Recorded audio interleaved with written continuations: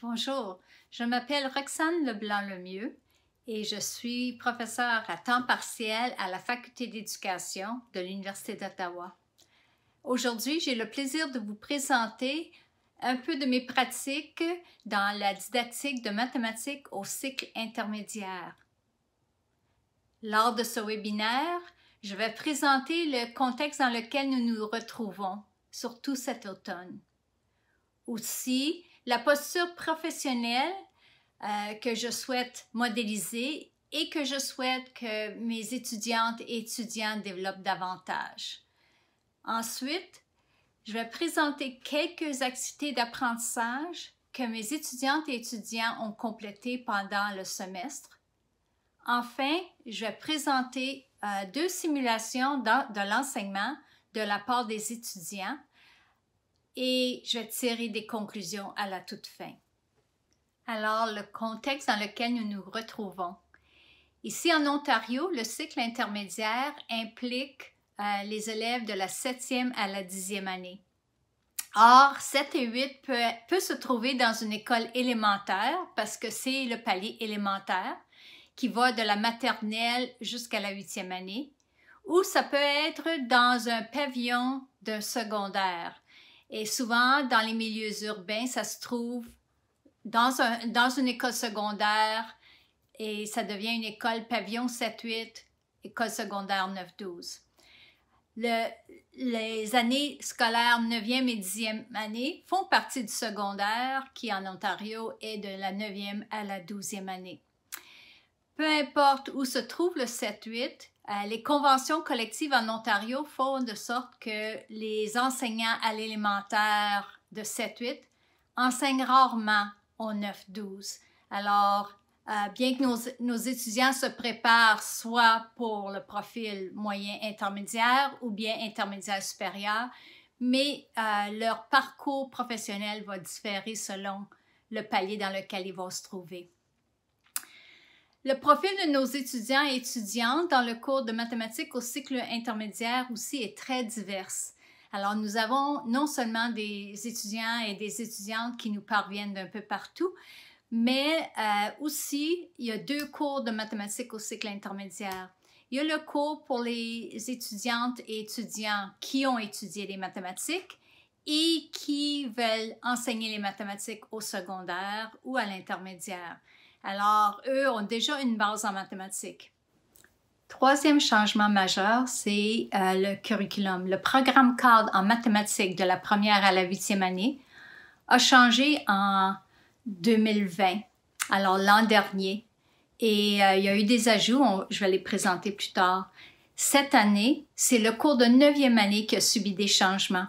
Alors, autrefois en Ontario, on avait le cours d'échelon local, le cours de 9e appliqué et 9e théorique. Cette année, nous avons le cours de 9e année décloisonné et avec ça, il y a beaucoup de changements au curriculum. Enfin, le mode du cours a changé. Alors, avec la pandémie, l'an dernier, on était complètement à l'enseignement à distance. Cette année, pour les cours de mathématiques, nous sommes dans un mode hybride présentiel, c'est-à-dire que les étudiants pouvaient être à distance ou en présentiel. Et ça aussi, ça a apporté quelques défis. Alors, je vous présente humblement ce qui a été fait cette année, puisque ça a été tellement changé des années précédentes. Et les activités que je vais présenter, pour la plupart, c'est des activités que peut-être j'aurais pas fait dans le passé. Quelques-unes, oui, mais pas toutes les autres. Quelques nouveautés du programme cadre de la première à la 8e année, et donc en 7 et 8, présentent explicitement des processus et des concepts mathématiques déjà dans la boîte d'outils des enseignantes et enseignants, où ils représentent des stratégies qu'on a déjà exploitées et qu'on exploite toujours. D'autres s'ajoutent à la pratique pédagogique, notamment le domaine A, l'apprentissage socio-émotionnel en mathématiques et les processus mathématiques. Dans le domaine C, il y a deux attentes qui sont nouvelles.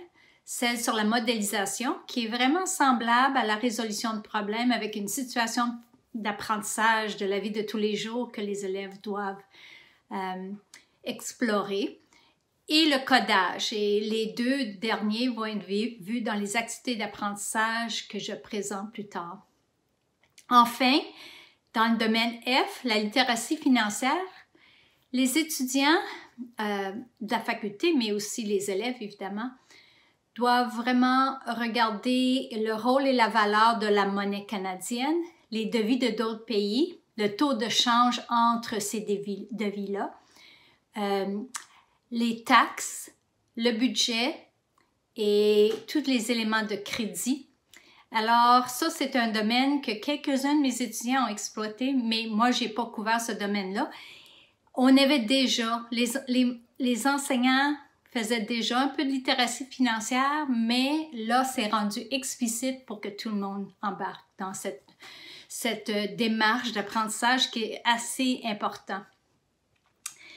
Dans le domaine A, on parle des processus mathématiques. Ils ont toujours informé notre pratique pédagogique en mathématiques, mais là, on les rend plus explicites.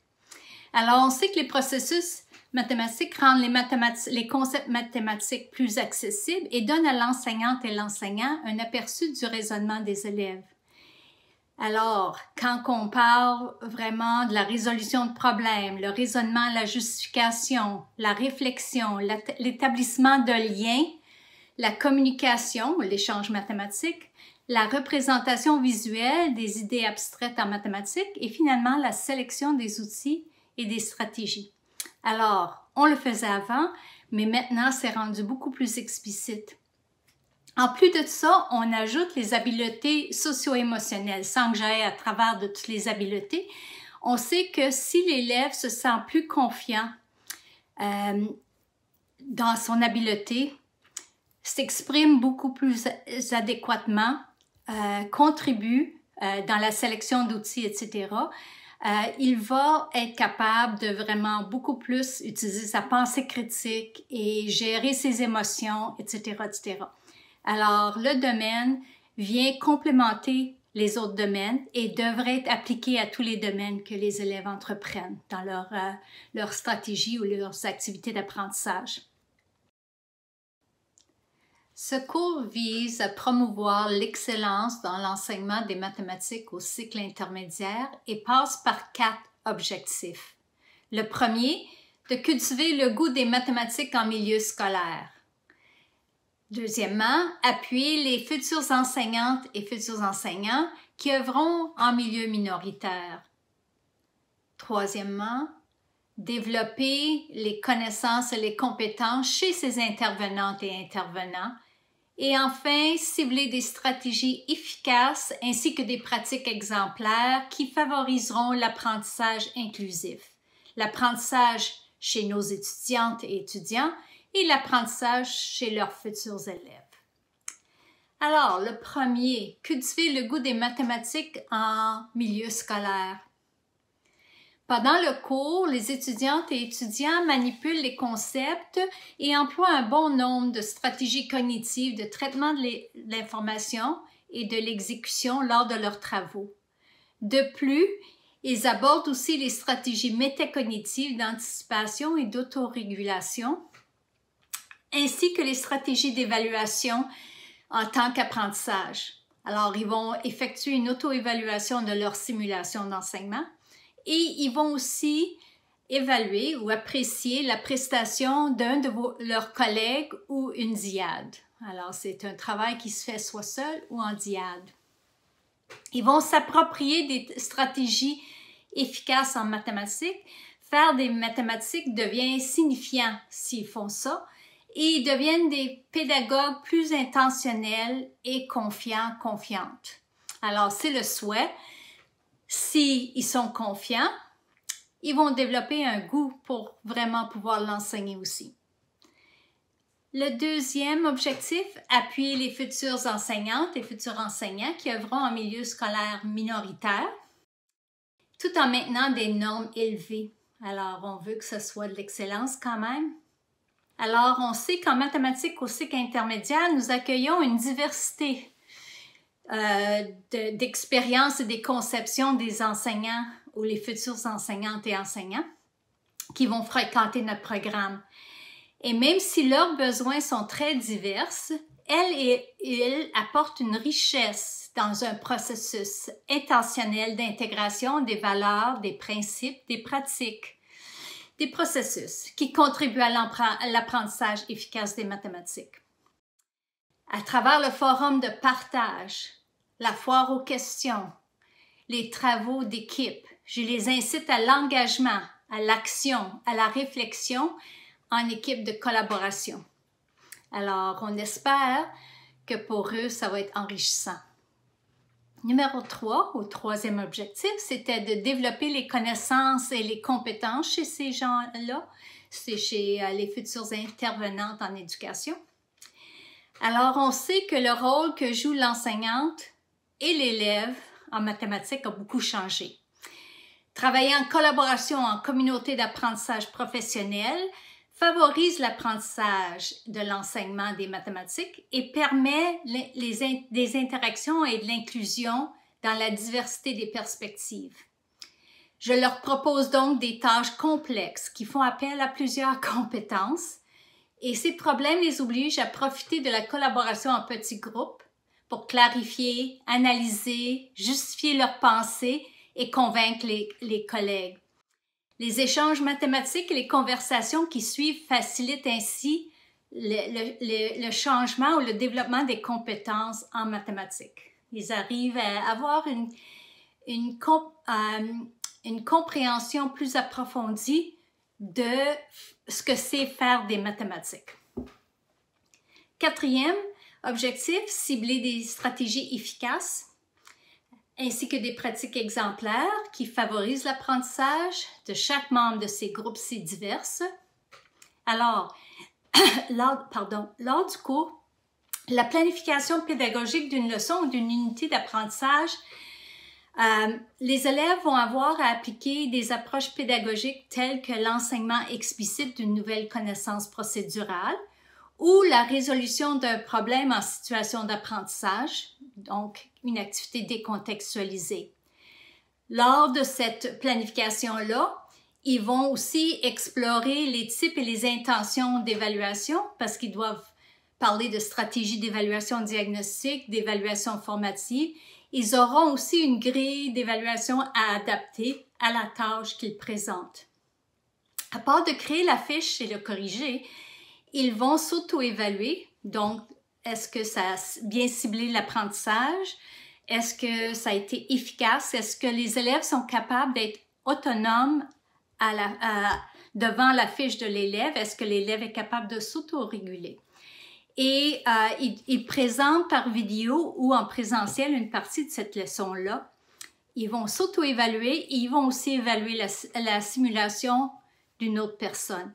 Alors, on va présenter toutes ces vidéos-là lors d'une soirée ou deux et tous les étudiantes et étudiants vont pouvoir profiter du travail qu'ont fait les autres personnes. Ça fait vraiment des échanges qui sont très riches et on voit l'évolution de leur pensée mathématique. Alors, c'est vraiment quelque chose qui me réjouit vraiment au niveau de l'apprentissage parce que c'est sûr que comme vous, nous sommes très préoccupés à avoir des enseignants qui sont francophones ou dans un milieu francophone. Les activités qui ont été choisies pour le dossier professionnel d'apprentissage des étudiantes et des étudiants ont été choisies en fonction des 4 objectifs que j'ai mentionnés. Il faut tenir compte cependant de la transition que vivent les élèves à l'école entre le cycle moyen et le cycle intermédiaire, ainsi que d'introduire le matériel de manipulation virtuelle que ces élèves-là ont utilisé lors de leur parcours de la 4e à la 6e année. Trop souvent, trop d'étudiantes et étudiants de la didactique des mathématiques au cycle intermédiaire ignorent les démarches mathématiques qui se font au cycle primaire et moyen. Leur image mentale de l'enseignement des mathématiques est liée à leur expérience de jeunesse. Vraiment, de l'enseignement traditionnel où on se tient à suivre des règles sans toutefois toujours les comprendre. Alors, ils auront à montrer à leurs élèves comment développer les habiletés pour résoudre des problèmes mathématiques. Notre défi, évidemment, est de modéliser cet apprentissage-là, ce développement-là, et faciliter le développement des habiletés pédagogiques chez nos étudiantes et nos étudiants. Alors, nos étudiantes et étudiants travaillent en petits groupes, en ateliers, pour explorer le vocabulaire mathématique employé, les outils et les stratégies qu'on utilise en mathématiques au cycle moyen et qu'on va continuer à utiliser au cycle intermédiaire, ainsi que la progression des concepts dans le but d'effectuer une transition qui respecte les acquis et le cheminement des élèves. Par exemple, en 4e année, on parle de produits partiels à l'aide de dispositions rectangulaires que vous voyez dans la diapositive à gauche. On voit le lien avec la factorisation en 7e et en 8e année, ainsi que les liens avec la multiplication et la factorisation des binômes que vous voyez à droite. Ce travail avec les dispositions rectangulaires est un préalable très important à l'algèbre en 7, 8, 9e année. Parmi les activités d'apprentissage, les étudiantes et étudiants seront appelés à utiliser le matériel de manipulation virtuelle. On aurait aussi utilisé le matériel un peu plus concret, sauf que beaucoup d'étudiants y sont à distance. Mais parmi le matériel qu'on va utiliser, il y a les logiciels de géométrie dynamique comme GeoGebra. Alors, les étudiants doivent faire un travail où est-ce qu'ils choisissent parmi une panoplie d'exercices qu'ils peuvent faire avec GeoGebra selon leurs besoins, leurs intérêts. Étant donné qu'ils viennent avec des attentes différentes et des expertises différentes, on leur laisse l'habileté de le faire. Alors, vous voyez dans la diapositive des exemples de choses avec Matigon, Mathpad. On utilise aussi Mati.ca, GeoGebra, Desmos, selon le besoin, selon l'outil qui va le mieux présenter l'apprentissage ciblé. Alors, nos étudiants se familiarisent, il y en a plus facilement que d'autres, dépendant quels ont été les choix qu'ils ont effectués pour leur simulation d'enseignement. La première activité d'apprentissage, c'est vraiment par rapport aux fractions. On sait que les fractions ne sont pas super bien comprises et rendu en 10e année, il y a des élèves encore qui ne maîtrisent pas les fractions, que ce soit les opérations sur les fractions, la simplification d'expressions, etc. Alors, ça découle vraiment des débuts au cycle intermédiaire. C'est sûr que les fractions sont introduites avant, mais c'est au cycle intermédiaire où c'est important que l'élève maîtrise les concepts. Alors, la notation fractionnaire, pour nous, souvent, on parle de fraction, on parle d'une relation partie-tout. Mais la fraction peut être aussi un rapport partie-partie, où la fraction peut être considérée comme un quotient, ou finalement, la fraction pourrait être un opérateur. Alors, la représentation ou la visualisation des fractions devient très importante selon quelle représentation qu'on veut en faire. Il y a des modèles de longueur, exemple la droite numérique qu'on peut utiliser. Il y a des modèles de surface, par exemple un rectangle, un modèle de volume, le cylindre, fait que la fraction d'un cylindre, un modèle d'ensemble, alors si on a des ensembles. Alors la prochaine diapo montre vraiment des exemples de la fraction 3/5 partie tout. Alors vous allez remarquer sur la diapositive qu'il y a plusieurs représentations où est-ce qu'on a 3 parties d'un tout qui est fait de 5 parties. Et les étudiants explorent ça, même si c'est au cycle moyen qu'on fait ça, pour qu'ils deviennent très, très à l'aise avec les opérations ensuite, on le fait. La prochaine diapo fait la même chose, mais pour la fraction 3/5 partie-partie. Alors ici, On peut montrer encore, il y a le modèle d'ensemble avec les coccinelles, il y a vraiment différentes façons de montrer qu'il y a 3 parties d'un objet, d'une couleur, peu importe, et 5 d'une autre.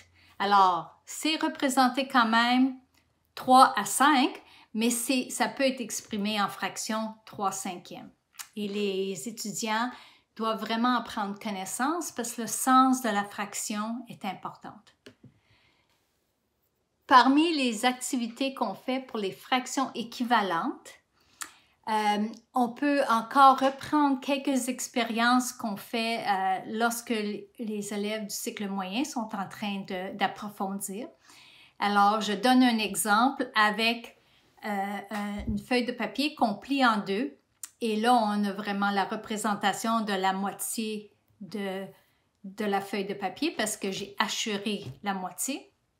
Si je le plie encore, là, on va voir que c'est maintenant 4 parties et il y en a 2 qui sont hachurées, c'est-à-dire que 2 quarts. Alors, on reconnaît tout de suite qu'une demi et 2 quarts sont des fractions équivalentes. Et on continue et on pourrait vraiment faire plusieurs fractions.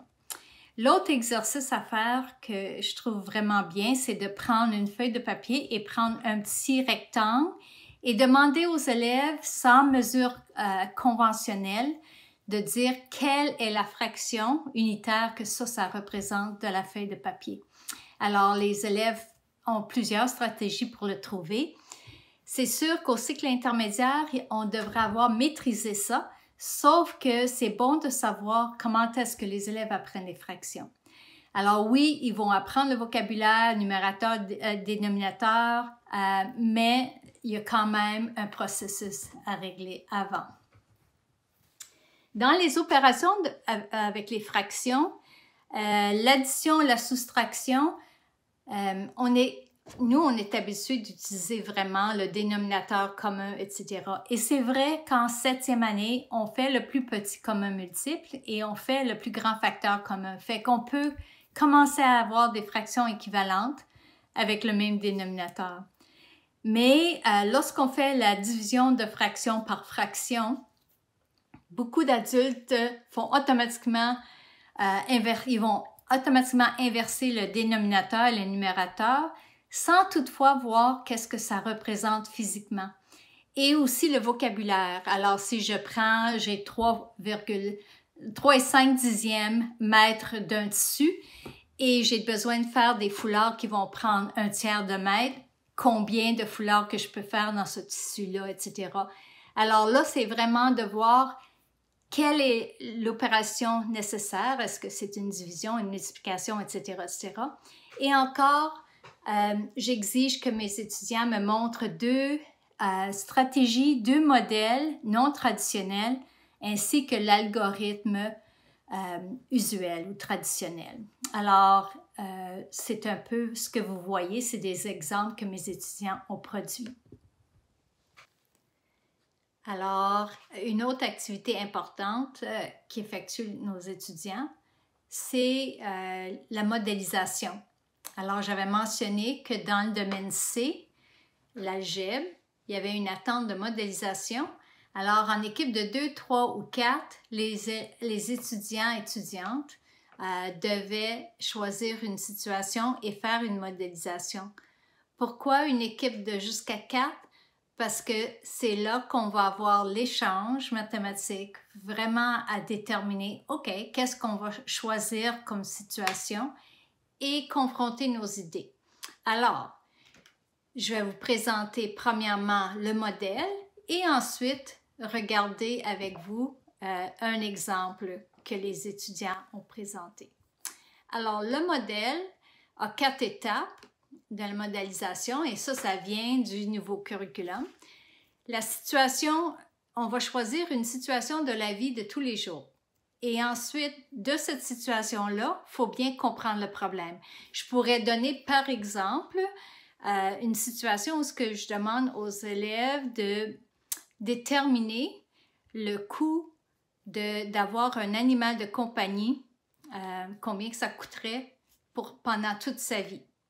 Évidemment, pour les étudiants, il y aurait plusieurs questions. Quelle sorte d'animal de compagnie? Est-ce que c'est de petite taille, de grande taille? Quelle sorte de nourriture? Quelle est la longévité, la durée de vie pour ce type d'animal-là, etc., etc. Et il n'y a pas de bonne réponse, c'est juste de trouver quelles sont mes questions, quelles sont les suppositions. Alors, par exemple, si je suppose que je parlais d'un chien de taille moyenne qui peut-être vivrait 12 ans et on pourrait ensuite créer notre modèle mathématique. Quels sont les besoins pour ce chien-là, de nourriture, de vétérinaire, etc., etc. Et l'élève élabore tout un processus. Évidemment, dépendant du début, ça pourrait être même un sondage pour savoir quel serait l'animal de compagnie qu'on voudrait choisir, etc.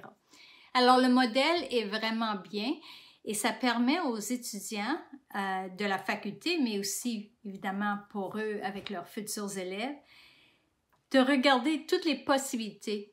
Alors, il n'y a pas une bonne réponse, mais comment peut-on arriver à un modèle qui semble plausible? Alors, l'exemple que je vous présente, ça venait d'une mise en contexte. J'ai donné 3 choix à mes étudiants. Sachant que dans une des classes, il y avait beaucoup de gens qui étaient en activité physique, je leur ai donné l'option de faire un tournoi de volleyball en 7-8. Et là, ils pourraient vraiment aller côté sport. L'autre choix, c'est une sortie de fin d'année, sachant qu'une pandémie, la pandémie de l'an dernier a empêché les 7e de sortir pour une sortie éducative en fin d'année. On veut planifier une sortie éducative de fin d'année en 8e année. Et on demande aux élèves de travailler cette proposition-là. Fait que dépendant si ce sont des élèves en milieu rural, urbain, Toronto, Ottawa, etc., ils vont avoir des choix différents à faire au niveau des sorties. Et enfin, le 3e, c'était plus au niveau de la géométrie, sens de l'espace. Alors maintenant, le domaine E s'appelle sens de l'espace. Ici, c'était une journée porte ouverte où on voulait exposer des œuvres d'art de 2 et 3 dimensions dans l'atrium ou l'entrée de l'école. Alors, j'ai pris 2 et 3 dimensions parce que c'est au curriculum. Aussi, ça suppose que si c'est 3 dimensions, ça va prendre des espaces soit sur le plancher ou sur une table. Alors là, c'est vraiment un calcul de surface. Et si c'est quelque chose qui va sur les murs, mais là, c'est vraiment de regarder, ça pourrait être encore surface, périmètre, etc. Alors, c'est beaucoup plus dans le domaine des données de la mesure. Alors, les étudiants avaient à choisir un domaine, une situation et travailler comme s'ils étaient des élèves de 8e année. Alors, je vous présente un exemple. Alors, les étudiants, vous voyez juste un aspect de ça, mais au tout début, ils avaient à regarder toutes les questions qu'on pourrait poser. Pour eux, c'était une question de sortie éducative. Alors, quelles sont toutes les questions qu'on pourrait poser? Et y inclut, est-ce que l'école défraie les coûts, etc., etc., et est-ce qu'on fait des collectes de fonds? Est-ce que les élèves auront à contribuer? Qu'est-ce qu'on fait pour les élèves qui ne contribuent pas? Combien d'accompagnateurs? Combien d'autobus? Etc. Quel serait le choix? Alors, ils ont préparé leurs questions. Ils ont formulé des hypothèses ou des suppositions de dire, mais on va peut-être proposer 3 sorties possibles et là, effectuer un sondage où ce que les élèves pourraient choisir quelle serait la sortie qui serait le plus populaire, etc. Et vous allez remarquer qu'ils vont passer à travers de plusieurs étapes et quand ils vont aller pour proposer un budget, etc., ils auront déjà choisi la sortie, choisi si on va acheter de la nourriture ou si l'élève va amener sa nourriture, etc. Là, ils ont fait la vérification des compagnies d'autobus pour enfin arriver à un budget et voir combien que ça pourrait coûter par élève. Et ensuite, ils en font l'analyse. Je n'ai pas montré l'analyse ici, mais ils font l'analyse pour voir qu'est-ce qui pourrait changer, qu'est-ce qui ne changerait pas. Alors, c'est sûr que si on est proche on arrive proche d'une différence de 2 autobus à 3 autobus, ça va faire une grande différence sur les coûts de l'autobus. Alors, c'est un peu ça qu'ils vont évaluer. Fait que ça vous donne un exemple de la modélisation et d'un tel exercice. Évidemment, avec nos élèves, ils vont avoir progressivement fait de la modélisation et rendus en 7 et 8, devraient être capables de faire quelque chose aussi complexe. Mais si on veut quelque chose de moins longue durée, on pourrait faire des exemples plus simples, un peu comme mon animal de compagnie que j'ai présenté. Dans la diapositive suivante, je parle d'une autre activité majeure qui est le codage. Alors, encore, domaine C, algèbre, on a ajouté le codage parce qu'on voudrait que l'élève puisse démontrer en utilisant un code de bloc pour commencer des situations mathématiques ou des situations encore de la vie de tous les jours.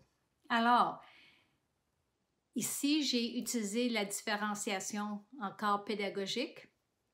Mes étudiants qui étaient en didactique de maths et GeoGebra et codage, ils ont fait en cours hybride.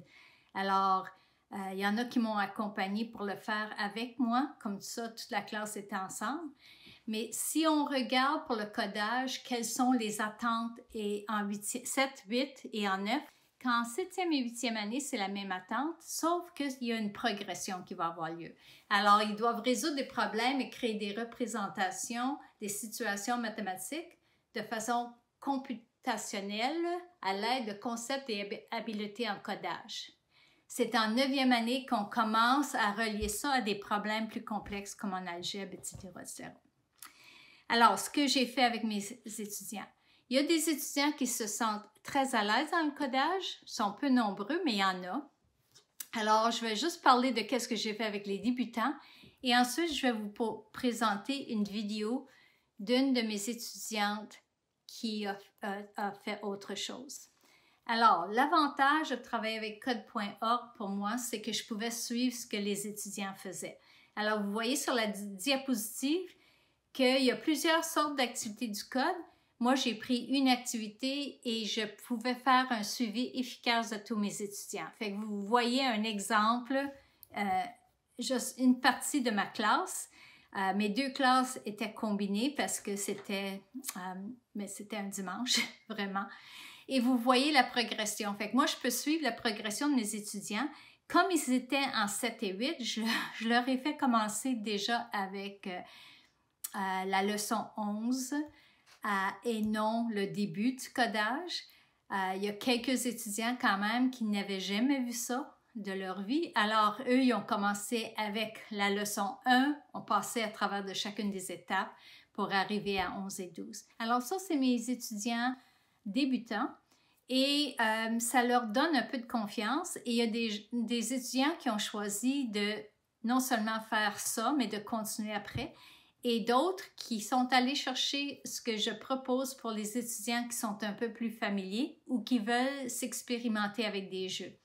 Alors, la prochaine, la vidéo que vous allez voir, c'est la vidéo d'Angèle Lauzon qui a décidé de produire un jeu vidéo utilisant Scratch. Fait que Scratch, l'avantage, il y a encore plusieurs activités qu'on peut faire. On utilise quand même le code en bloc, mais là, souvent, on va faire des jeux de poursuite ou des activités comme faire danser un lutin, peu importe. Fait que vous allez pouvoir voir ça. Voici ma production 1.6. Donc, essentiellement, j'ai fait un jeu vidéo où cette élève ici veut vraiment avoir des A et des B. Puis, il faut qu'elle ait un score de 100 afin de gagner le jeu. Donc, voici le code que j'ai pour elle. Et j'ai des codes c'est essentiellement la même chose pour mon A, F, C, B et D. Donc, je vais jouer le jeu.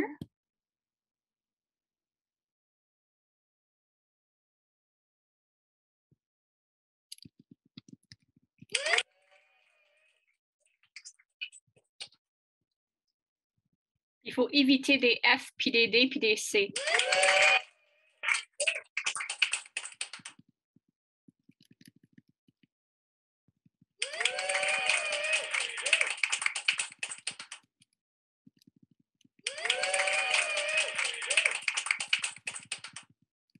Donc, si je touche le F, je perds 10 points.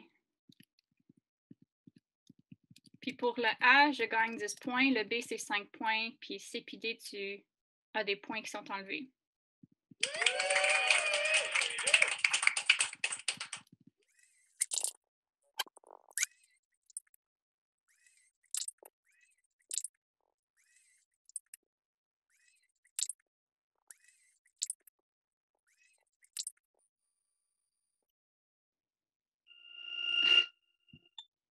OK. Donc, essentiellement, tu utilises ton clavier afin de bouger les lèvres. Puis il y a des sons qui se produisent à chaque fois que tu touches une lettre. Donc, A, B, c'est des bons sons, puis C, D, F, c'est des mauvais sons. Donc, si jamais ton score est en bas de, je pense que j'ai mis -20, tu perds le jeu. Donc, je crois que j'ai partagé ce jeu-là sur Scratch, mais je voulais vraiment faire un exemple de jeu, juste pour démontrer comment ça fonctionne. Donc, merci. Tous les étudiants de la didactique des mathématiques au cycle intermédiaire devaient faire une planification pédagogique, soit d'une nouvelle connaissance procédurale, un nouveau savoir-faire, donc la technique de l'enseignement explicite, et ou de faire une résolution de problème, alors une activité décontextualisée après les apprentissages ciblés en enseignement explicite ou en découverte guidée. Ce qu'ils devaient nous montrer, surtout que la plupart étaient à distance, c'était en vidéo. Si c'était de l'enseignement explicite, ils devaient montrer 10 à 12 minutes de la pratique guidée. Alors, l'endroit ou le moment, l'étape où est-ce que l'enseignant demande à quelques élèves volontaires pour soit effectuer des tâches comme l'enseignant fait au modelage ou répondre à des questions, etc. Dans le premier, vous allez voir 4 minutes de leur vidéo et c'est vraiment de vous montrer quelles sont les étapes avant leur pratique guidée et un peu de la pratique guidée. Alors, ces étudiantes-là ont présenté le contexte. Ici, on est en 8e année, domaine D, et on est en train de faire le théorème de Pythagore. Alors, elles vous expliquent ce qui arrive avant, et ensuite, on voit une qui prétend être enseignante et l'autre qui fait la place de plusieurs élèves. Évidemment, elles sont deux, elles ne sont pas au même endroit et elles doivent faire avec. Alors, les défis, il y avait des défis, mais les étudiants surmontent ces défis-là assez facilement. La deuxième simulation, c'est une vidéo. Ici, c'est plutôt une résolution de problème et c'est avec le codage. Alors là, ça va être Mélo et Dominique qui vont présenter et on va montrer juste un aspect où est-ce que l'enseignant avait demandé de donner des exemples de ce que les élèves avaient fait. Alors ici, on va voir un extrait de ça. Ensuite, vous allez avoir le témoignage de Mélo qui était dans la vidéo de Scratch. Mélo va parler un peu de qui elle est, d'où elle vient et sa réaction face au cours de didactique de maths au cycle intermédiaire. Et enfin, elle va présenter très brièvement la dernière tâche que tous les étudiants de la didactique, les étudiants qui sont en mathématiques, et c'est leur formation, ils avaient à faire l'infographie ou un tableau de progression de tous les domaines en équipe, ainsi que l'analyse conceptuelle. Alors, quelle sorte de conception qu'ont les élèves dans le domaine, quelles sont les difficultés ou les erreurs qu'ils peuvent avoir avec la matière, quelles sont les pistes de solution, donc remédiation, que l'enseignant pourrait mettre en place, mettre en œuvre, et quels sont les raisonnements importants à développer. Enfin, quels sont les automatismes à développer. Alors, elle va montrer juste un aspect et j'ai choisi juste un extrait de théorème de Pythagore parce que c'est quelque chose qui est apprentissage majeur en 8e année. Et que la plupart de nous, même si on n'est pas en mathématiques, on se souvient au moins de l'équation et même si on ne connaît rien du développement de ce théorème-là.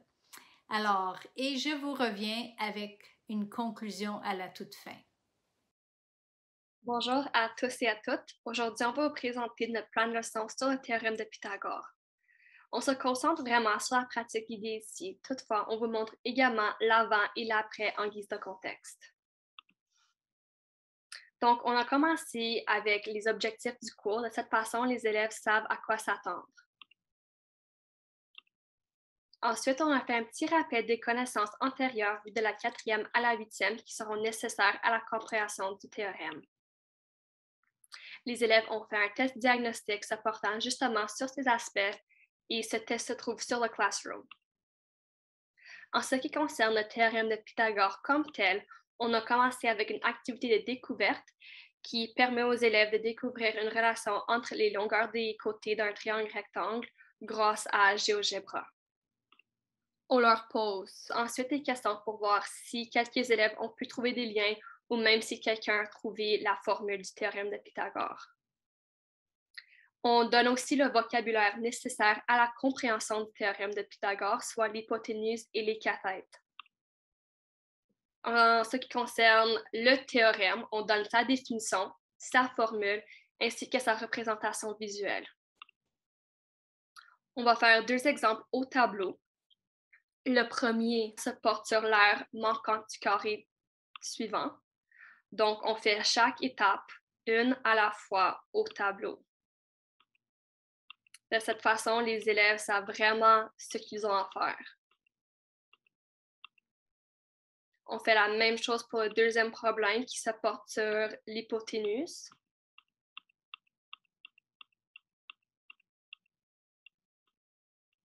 Et voilà. Maintenant, on ne veut pas que les élèves prennent le temps d'écrire cet exemple. On veut vraiment que ça soit une ressource pour eux. Donc, cet exemple va se trouver dans leur plan de leçon. Donc, on voit ici qu'ils savent déjà leurs résultats d'apprentissage, les objectifs, le matériel requis. On a le rappel ici, on a la formule, etc. Et ici, on a les 2 exemples avec les étapes pour résoudre le problème. Alors, je cède maintenant la parole à Vanessa. Parfait. Donc, on est rendu à notre exemple 3. Pour cet exemple-ci, j'aurai besoin de votre aide, OK? Donc, ici, on veut déterminer l'aire manquante du carré suivant. Est-ce qu'il y a quelqu'un qui pourrait me dire les étapes oralement pour déterminer l'aire du carré qui manque? Oui, Jennifer. La première chose qu'on va faire, c'est nommer, par la suite remplacer, enfin résoudre. Oui, exactement. Est-ce qu'une autre personne pourrait m'aider à dire les étapes exactement pour trouver l'aire? Oui, Claire. OK, fait que la première chose à faire, c'est nommer nos carrés en fonction, désolé, des variables qui se trouvent dans l'équation du théorème de Pythagore. Dans ce cas-là, on pourrait dire que 81, c'est A au carré, que le petit rectangle au carré vert avec le point d'interrogation, c'est notre B au carré. Puis le 225, c'est notre C au carré.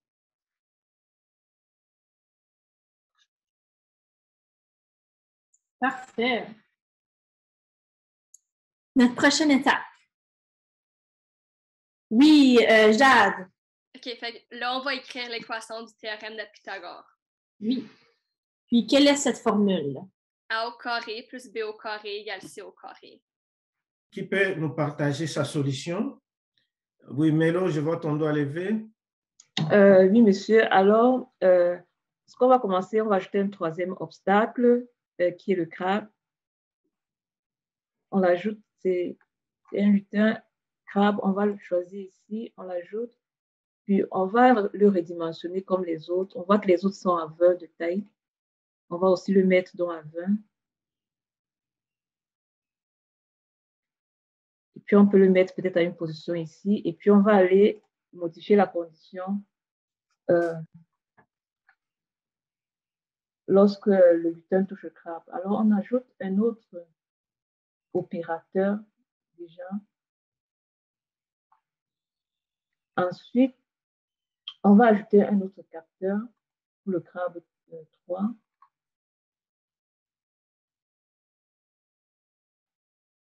Ensuite, on va modifier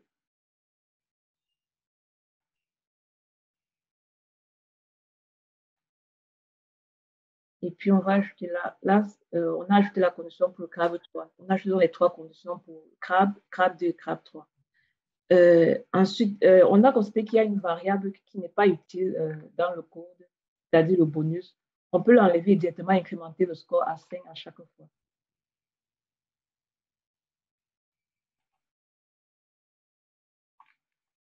On enlève ici et on met le score à 5. Ensuite, on va repositionner le lutin parce que chaque fois, si on relance le programme, par exemple, comme ça, le lutin repart à l'endroit où il s'était arrêté. On va donc le repositionner chaque fois que le programme démarre.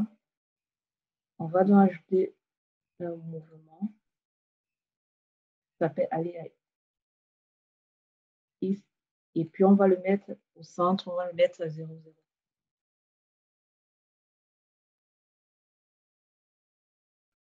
Et puis, quand on lance le programme, on voit qu'il s'est repositionné. On a notre 3e crabe. Et dès qu'on a touché le 3e crabe, le programme s'est arrêté.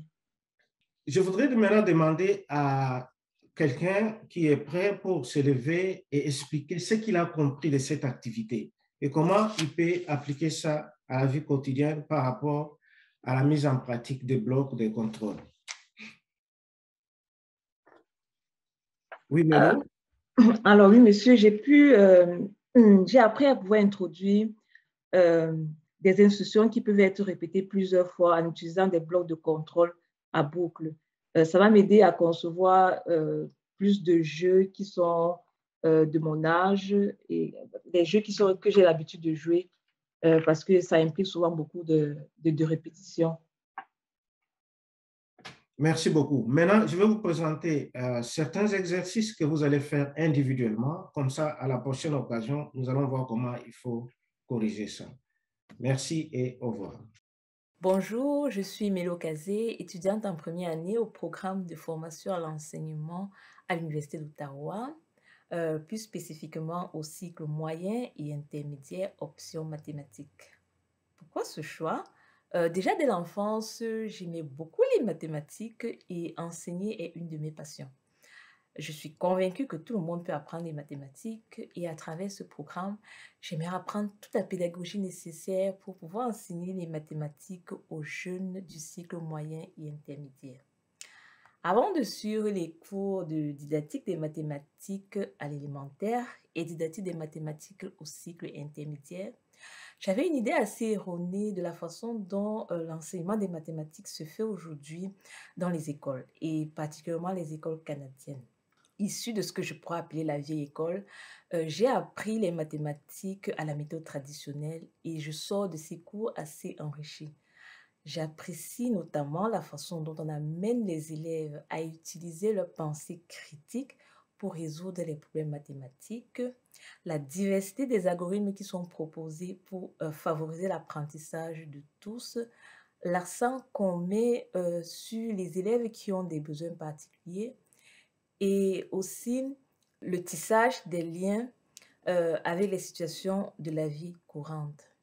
Dans le cadre des derniers travaux à faire pour le cours de didactique des mathématiques à l'intermédiaire, par équipe, nous avons élaboré une infographie ou un tableau de progression du contenu de chaque domaine du curriculum des mathématiques de l'Ontario.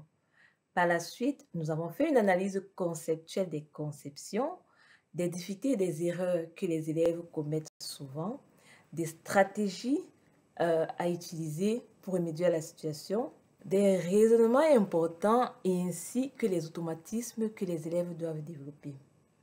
Il est important pour les futures enseignantes et les futurs enseignants de connaître les concepts qui causent des difficultés chez les élèves, de consulter la recherche sur les pratiques pédagogiques proposées afin de mieux adapter le style et les dispositifs d'enseignement et aussi d'accompagner au mieux possible les élèves dans leur processus d'apprentissage. Parlant effectivement des erreurs que les élèves commettent souvent en mathématiques, si on prend par exemple le théorème de Pythagore dans le domaine de l'espace, en effet, certains élèves, lorsqu'ils écrivent ce théorème, n'élèvent pas les longueurs des côtés au carré. Ils écriront par exemple A plus B est égal à C.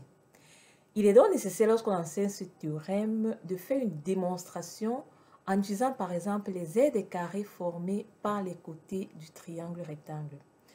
Une utilisation d'une méthode de visuospatiale donc permettra aux élèves de voir que l'aire du carré sur l'hypoténuse, c'est-à-dire C au carré, est égale à la somme des aires des carrés formés par les deux autres côtés. Ceci mettra donc en lumière la distinction entre l'aire des carrés formés par les côtés, comme c'est vu dans la relation, et les longueurs des côtés.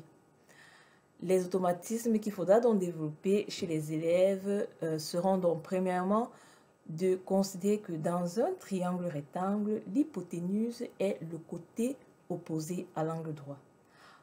Ensuite, que sa longueur, qu'on va considérer C, élevée au carré, est égale aux longueurs des autres côtés élevés au carré. C'est-à-dire donc C au carré est égal à A au carré plus B au carré.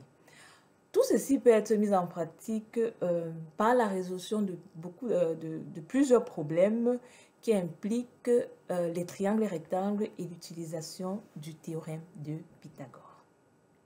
En conclusion, j'aimerais juste brièvement vous décrire ce que j'espère, que je souhaite que j'ai réussi à faire ce semestre. Alors, j'espère que tous mes étudiants, peu importe leur profil, s'ils étaient en première ou deuxième année, si les maths c'était leur didactique ou non, moi j'espère qu'ils ont pu vraiment explorer et exploiter le programme cadre. En plus de ça, j'aime survoler les stratégies et les outils pour l'enseignement efficace des mathématiques. Et enfin, j'espère qu'on a pu intégrer efficacement les processus mathématiques dans la planification pédagogique et dans toutes nos activités d'apprentissage. Alors, voici se termine ce webinaire et je vous souhaite bonne suite. Merci.